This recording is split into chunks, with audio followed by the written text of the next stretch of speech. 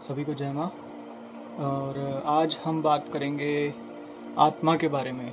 क्या आत्मा अजर अमर अविनाशी है? तो जैसा कि हम सुनते ही आए हैं, हमारे संत ऋषि मुनियों ने बोला कि ये जो आत्मा है हमारे अंदर जो आत्मा है, जिससे हमारा शरीर प्रकाशित है, वो अजर अजन्मा अविनाशी सत्य है। वो स्वयं माँ के स्वरूप है, वो स्वयं माँ ही है। परमात्मा आत्मा एक ही है। जब वो आत्मा जीव भाव से जुड़ती है, कर्म बंधन से युक्त होती है, तो वो जीवात्मा कहलाती है। लेकिन वो मतलब स्वरूप में एक ही रहती है आत्मा। वो मतलब माँ के साथ वो माँ ही है आत्मा। तो आज हम बात करेंगे कि क्या आत्मा, जैसा शास्त्रों में बोला जाता है, ऋषि मुनि लोग बोलते हैं कि ये आत्मा तो अजर अजन्मा अविनाशी, इसका कोई आदि अंत नहीं है, इसको मतलब कोई जला नहीं सकता, कोई काट नहीं सकता, ये मर नहीं सकती। तो क्या ये सच में शास्त्रों में बोला गया है या ये सिर्फ ऐसे ही बोला जाता है? तो ये हम देखेंगे आज शास्त्रों से, क्यों आत्मा अजर और अजन्मा है। क्योंकि वो माँ के स्वरूप है। माँ, जब जो परमात्मा माँ अजर अजन्मा विनाशी सत्ता है, जिनका कोई आदि अंत नहीं है, तो आत्मा जो उनका रूप है वो भी अजर अजन्मा है। तो यही चीज़ हम शास्त्रों से देखेंगे आज कि शास्त्रों में क्या बोला गया आत्मा के बारे में। आत्मा, सभी के अंदर आत्मा विराजमान, आत्मा से ही हम सब प्रकाशित है। आत्मा के बिना सब जड़ वस्तु है, बिना आत्मा के, बिना शक्ति के सब कुछ जड़ है। तो यही हम देखेंगे आज कुछ शास्त्रों से कि आत्मा को क्या बोला गया। तो मेरे पास कुछ शास्त्र हैं जो मैं आपको बताऊंगा कि आत्मा का स्वरूप क्या है आत्मा। तो मैं शुरू करता हूँ। सबसे पहले मैं उपनिषदों से शुरू करूँगा। तो मैं अभी शुरू कर रहा हूँ कठोपनिषद से। कठोपनिषद में क्या बोला गया है? न जायते म्रियते वा विपाश्चिन नयाम कुतश्चिन्न बभूव कश्चित् अजो नित्यः शाश्वतो यम पुराणो न हन्यते हन्यमाने शरीरे। कि ये जो आत्मा है, इसका कोई ये शाश्वत है, इसका कोई जन्म मरण नहीं होता, ये इसमें बोला जा रहा है। और ये कठोपनिषद से मैं आपको पढ़कर बता रहा हूँ। और यही सेम चीज़ भगवद गीता में भी बोली जा रही है। तो अगर मैं आपको पढ़कर बताऊँ, सेम ही है ऑलमोस्ट, मतलब सिमिलर सा ही जो है श्लोक है, सिमिलर है बिल्कुल। और यदि इसका मैं पूरा आपको बताऊँ,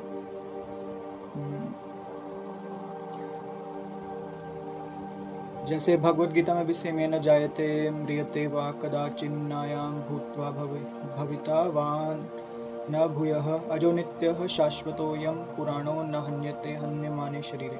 तो इसका अर्थ वही है कि वो जो आत्मा है, वो ना तो उसका जन्म होता है ना उसकी मृत्यु होती है। वो काल चक्कर के बंधन में आता ही नहीं, उससे प्रभावित नहीं, उससे लिमिट नहीं होता, और उसका कोई जन्म नहीं होता और उसका कुछ नहीं होता। वो अजन्मा है और हमेशा रहने वाला है, ये इसमें बोला जा रहा है। जब ये शरीर देह मरता है तो वो आत्मा नहीं मरती, ये बोला जा रहा है इसमें। ना हन्यते हन्य माना शरीरे, शरीर का अंत होने पे वो आत्मा का अंत नहीं होता, क्योंकि वो आत्मा अजन्मा है। ये जैसे अभी मैंने कठोपनिषद से पढ़ा, कठोपनिषद 1.2.18, और यही सेम वर्स भगवद गीता में 2.20 भगवद गीता, सेम सिमिलर सा ही वर्स है।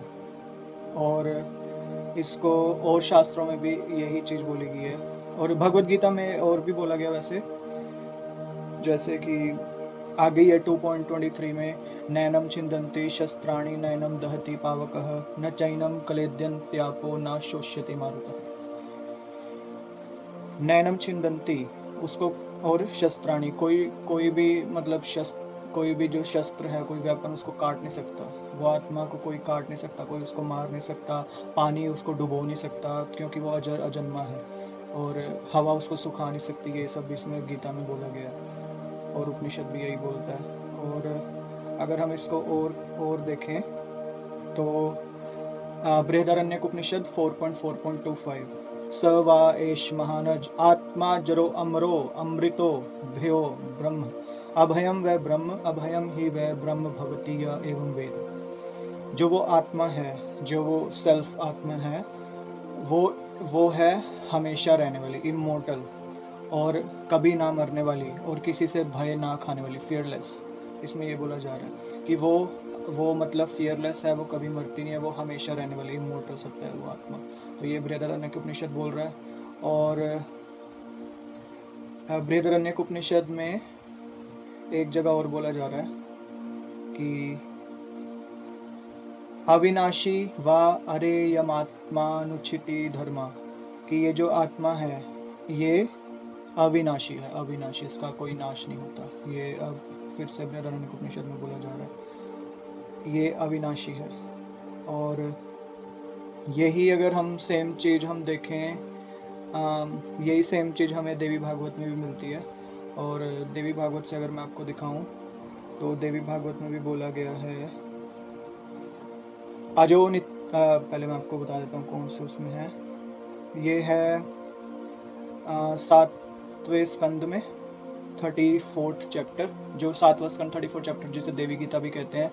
तो ये देवी गीता के हिसाब से ये बनेगा 4th चैप्टर। और 4th चैप्टर का ये है 32 वर्स। तो यहाँ पे भी बोला गया है अजो नित्यः शाश्वतो अयम पुराणो न हन्यन्ते हन्यमाने शरीरे, कि ये जो आत्मा है ये ना जन्म लेती है ना मरती है, क्योंकि ये शाश्वत है, हमेशा से रहने वाली, इसका कोई जन्म मरण नहीं, क्योंकि ये स्वयं माँ है। और ना हन्यन्ते हन्यमाने शरीर है, वही शरीर के देह के खत्म होने के बाद वो आत्मा का खत्म नहीं हो, आत्मा कभी खत्म नहीं होती, क्योंकि वो अजर अजन्मा हमेशा रहने वाली है सत्य आत्मा, क्योंकि वो स्वयं माँ स्वरूप है।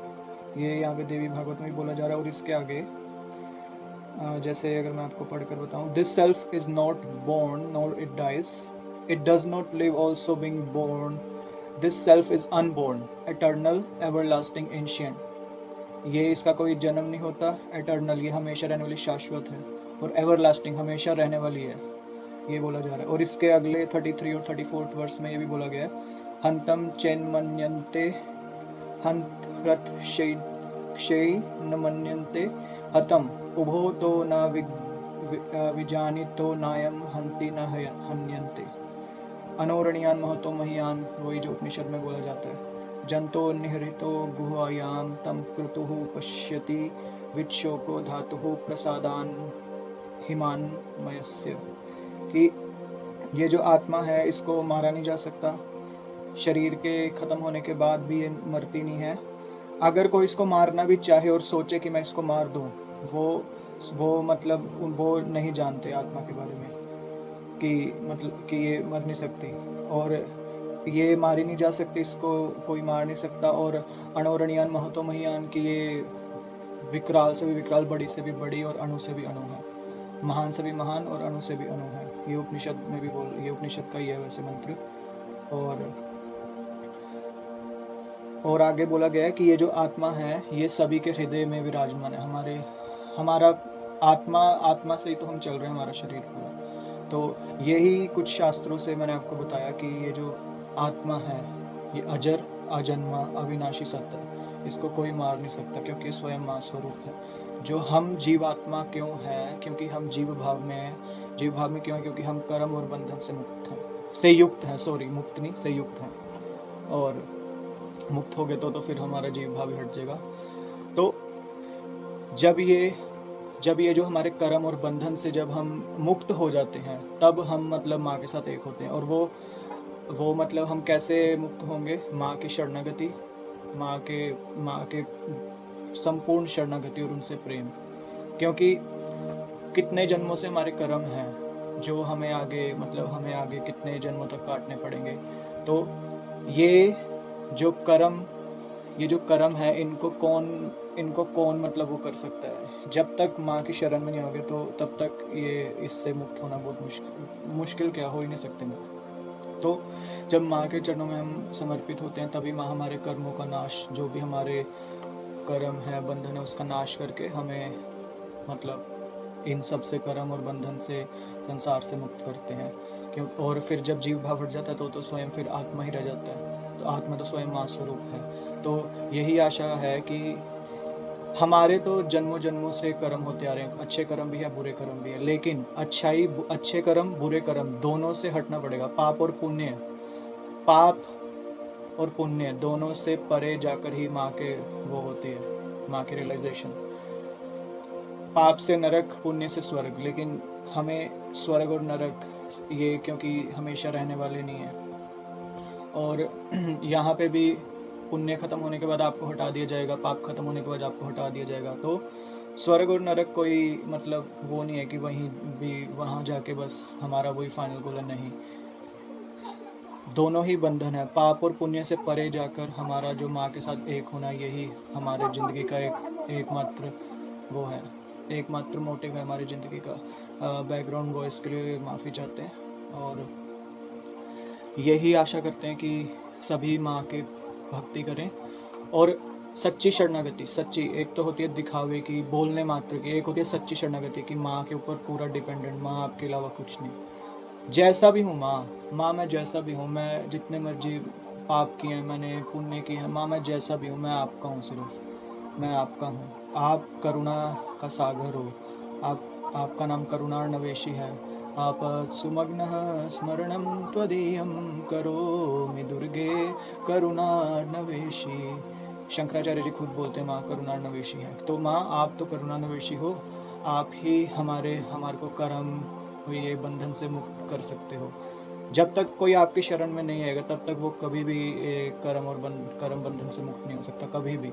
जो आपकी सच्ची शरणागति, जो आपका सच में अमृतस्य पुत्र बन जाता है, जिस श्वेतशत्रुपनिषद में कहा गया, माँ का अमृतस्य पुत्र बनना, संपूर्ण सच्ची शरणागति, संपूर्ण शरणागति कि माँ आपके अलावा कुछ नहीं, हम कुछ नहीं जानते, हम जैसे भी हैं माँ, जैसे भी हम जानते हैं आप हमें कभी भी ठुकराओगे नहीं, हम जैसे भी हम आपके हैं, जैसे भी आपके हैं। और माँ का तो नाम जप करना चाहिए सभी को, और माँ के नाम की अपार महिमा है, देवी भागवत में भी है, तंत्रों में भी है माँ के नाम की महिमा बहुत। उस पर भी एक वीडियो लाएंगे कि दुर्गा नाम की कितनी महिमा है, शास्त्रों में क्या बोला गया है, दुर्गा नाम, काली नाम की महिमा, उसके ऊपर भी एक वीडियो लाएंगे।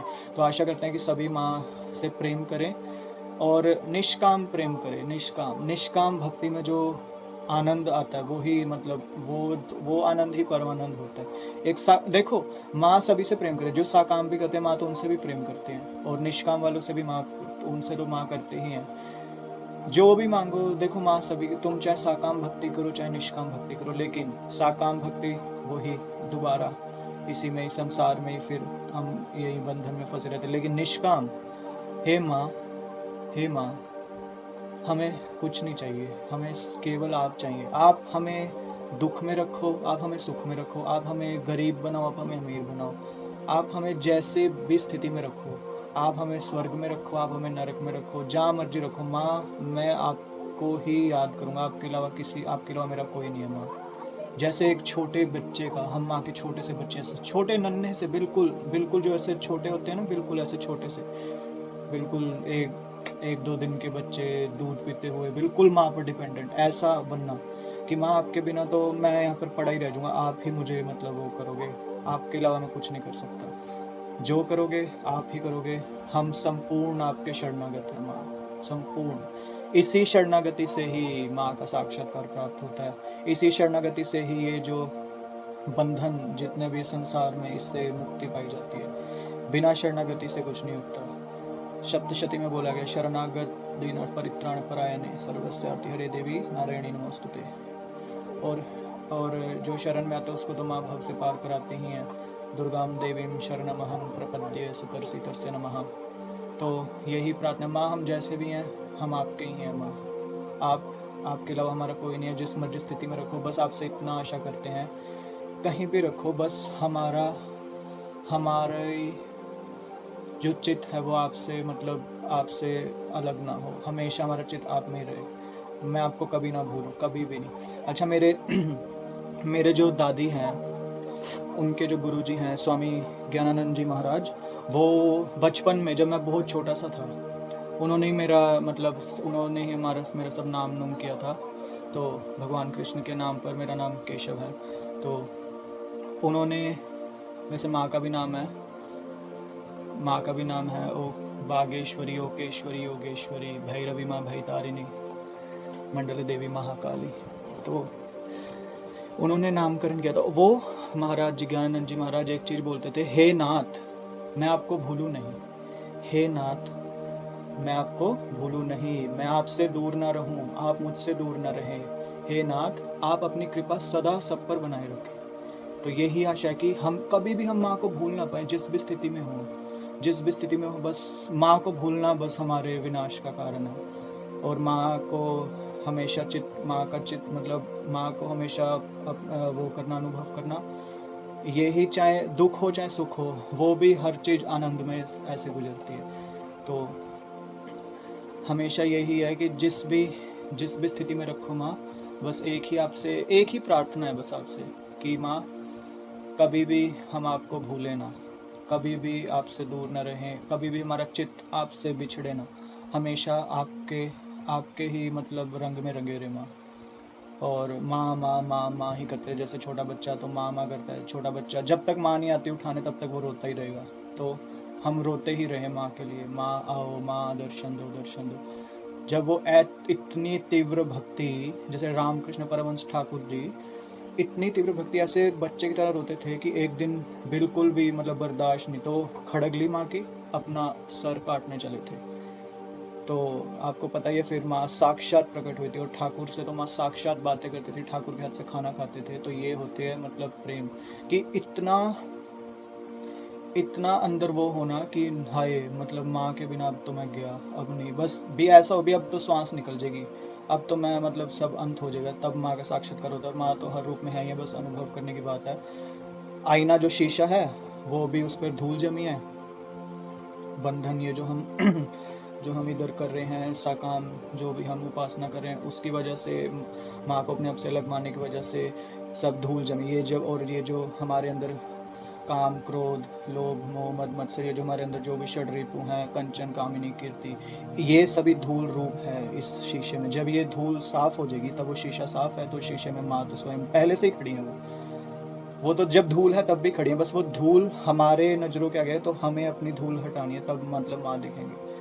और माँ ही, वो ही कृपा करते हैं धूल हटाने में, उनकी कृपा के बिना वो धूल नहीं हटती, उनकी कृपा के बिना ये जो षड रिपु हैं कभी नहीं। ये षड रिपु सबसे बड़े मतलब दुश्मन है, इन पर विजय पाना बहुत ही रेयर कोई पा सकता है। तो माँ से फिर वीडियो ज़्यादा लंबी हो जाएगी, माँ से बस यही प्रार्थना करते हैं कि माँ सभी को अपना प्रेम प्रदान करो, और सभी को ऐसा भाव दो, वात्सल्य बालक भाव, कि सभी आपके छोटे संतान बनकर आपके मतलब हमेशा माँ माँ माँ कर कर आपको याद करें।